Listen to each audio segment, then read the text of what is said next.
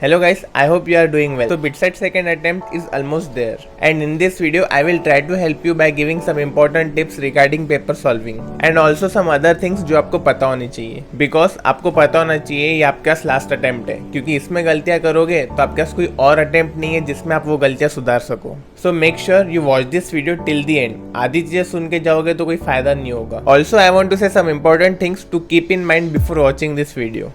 First, इस video में I will tell you paper solving strategy जिससे आपका स्कोर ज्यादा ही आएगा देन एक्सपेक्टेड. सेकंड, वीडियो देखने के बाद मॉक टेस्ट में ये स्ट्रेटेजी अप्लाई करके देखना is important because it will take 1 or 2 mock test for you to get familiar with this strategy and it is important कि वो आपके सबकॉन्शियस माइंड में सेट हो जाए ताकि आपको एग्जाम टाइम में ज्यादा सोचना ना पड़े. थर्ड, कोई भी स्ट्रेटेजी काम नहीं आएगी अगर आप एग्जाम रिलैक्स एटीट्यूड में नहीं दोगे तो. जब तक रिलैक्स रहोगे तब तक चीजें सही जा रही होगी, बट जैसे ही स्ट्रेस आएगा सारी चीजें बिगड़ना स्टार्ट हो जाएगी. जो क्वेश्चन आने होंगे वो भी नहीं आएंगे एग्जाम में, एंड ये होता है, सच में होता है. So without wasting any more time let's start this video.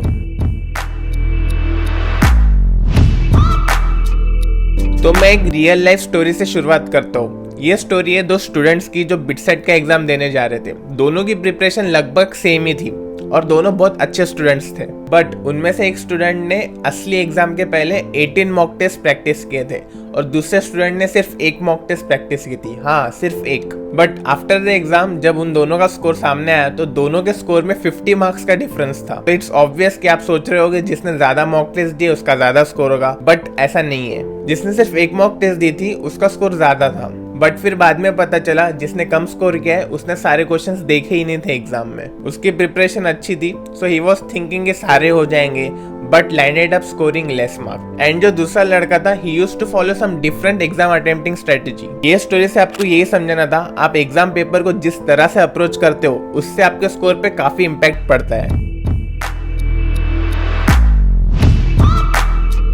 So first thing first, आपको अपने एग्जाम पेपर को एज अ 1 यूनिट देखना है. भूल जाना फिजिक्स, केमिस्ट्री, मैथ्स, इंग्लिश और एलआर जैसी कुछ चीजें होती है. पूरे पेपर को एज अ 1 यूनिट ही देखना है आपको. एज वी ऑल नो, कोई भी एग्जाम हो उसमें तीनों कैटेगरी के क्वेश्चन होते हैं, easy, medium and tough. And भूलना मत, क्वेश्चन कोई भी कैटेगरी का हो सेम ही मार्क्स देगा. पहले मैं आपको ये क्लियर कर दूं, जो चैप्टर आपका काफी स्ट्रॉन्ग होगा उसके सारे क्वेश्चंस इजी कैटेगरी में नहीं आते हैं, ये आपको पता होना चाहिए. एंड ऐसा भी हो सकता है, फॉर एग्जांपल आयोनिक इक्विलिब्रियम, ये आपका स्ट्रॉन्ग टॉपिक नहीं है बट इससे काफी इजी क्वेश्चन आ सकता है. सो जैसे ही एग्जाम स्टार्ट हो शुरू हो जाओ ढूंढने में वो सारे क्वेश्चंस जो विदाउट पेन सॉल्व होते हो या फिर 1 या 2 स्टेप्स में सॉल्व होते हो.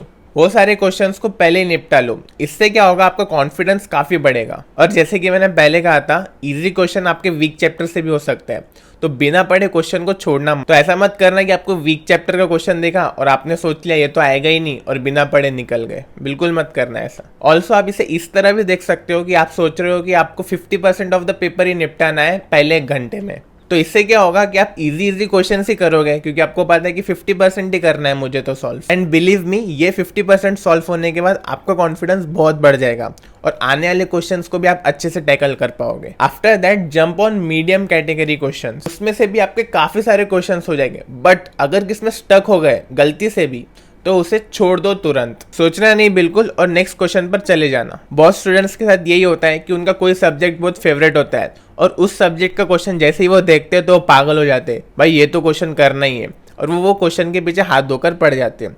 1 मिनट जाता है, 2 मिनट जाता है, 3 मिनट जाता है, क्वेश्चन नहीं हुआ, बट वो यही सोचते कि हो जाएगा हो जाएगा. फिर उन्हें पता चलता है उनके तो 10 मिनट चले गए ये क्वेश्चन में, और फिर बाद में रिग्रेट करते हैं स्कोर कम आने के बाद. So keep this in mind. ये इसलिए बता रहा हूँ क्योंकि मेरे साथ भी सेम हुआ था. मैंने एक मैथ्स के क्वेश्चन पे 7 to 8 मिनट स्पेंड किए थे.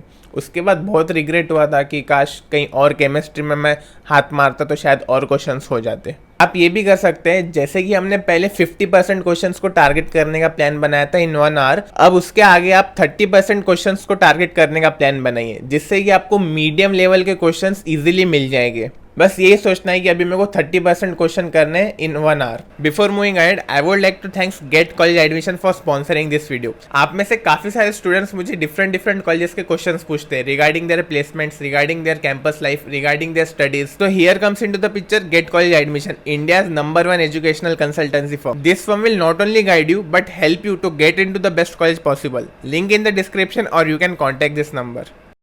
अभी जो क्वेश्चंस बचे वो है टफ कैटेगरी के, तो आप इनको अब टाइम लेकर सॉल्व कर सकते हो। एंड बिटसेट में ये क्वेश्चन का नंबर काफी कम होगा, बिकॉज टफ क्वेश्चंस तो कम ही होते हैं बिटसेट में। आप इसमें लेंदी क्वेश्चंस भी ऐड कर सकते हो। One more important thing which I want to share with you कि मेरे टाइम पे एक क्वेश्चन मेरे से बन नहीं रहा था, मतलब मेरे से आधा तो बन गया था, बट बीच में एक फॉर्मूला यूज़ करना था जो मुझे याद नहीं आ रहा था, तो मैं उसको छोड़ के आगे बढ़ गया। बट जैसे ही मैं सेकंड क्वेश्चन सॉल्व कर रहा था, आगे का क्वेश्चन सॉल्व कर रहा था, तो मेरे को वो फॉर्मूला एकदम से स्ट्राइक हुआ। तो जब मैं वापस उस क्वेश्चन पे गया, मुझे रफ शीट में वो आंसर ही नहीं मिल रहा था कि मैंने कहाँ पे सॉल्व किया था, क्योंकि रफ में बहुत गंदे से कर रहा था, आड़ा टेढ़ा कुछ भी कर रहा था। तो उस वजह से मुझे वो क्वेश्चन वापस से सॉल्व करना पड़ा पूरा, और मेरा टाइम वेस्ट हो गया उसमें।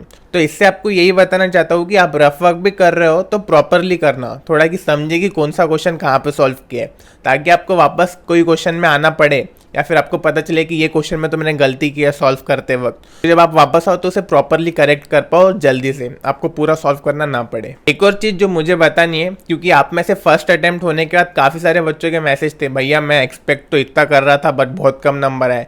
तो उसका मेन रीज़न था निगेटिव मार्क, क्योंकि बिटसेट में 33% होता है निगेटिव। आपको लगता है कि आप सही सॉल्व कर रहे हो बट वो गलत होता है। इसलिए मैं कहूँगा कि गेस मत मारना, अगर मारना भी है तो 2 ऑप्शंस अगर एलिमिनेट कर पा रहे हो तभी मारना उस क्वेश्चन में, नहीं तो मत मारना, बिल्कुल भी मत मारना। इससे क्या होगा, आपके करेक्ट होने की पॉसिबिलिटी 50% हो जाएगी। लास्ट में वही इंपॉर्टेंट चीज़ें जो मुझे आपको बतानी है कि टाइम पे पहुंचना एग्जाम हॉल में, इंस्ट्रक्शंस वगैरह पढ़ लेना अच्छे से, कुछ फालतू की गलती मत करना जिसके से आपको बाद में रिग्रेट हो। स्ट्रेस मत लो और जितना पढ़ा है उसमें कॉन्फिडेंस रखो। You know what, I will be very happy अगर आपका एग्जाम अच्छा होता है, तो मुझे काफ़ी अच्छा लगेगा। So do your best. अगर कोई प्रॉब्लम है तो let me know in the comment section, और काफ़ी सारे बिट्स कॉमेंट्स में रिप्लाई भी करते हैं तो आपको हेल्प हो जाएगी। बाकी that's it for the video. Best of luck, exam फोड़ के आना। See you in the next video, तब तक के लिए बाय बाय।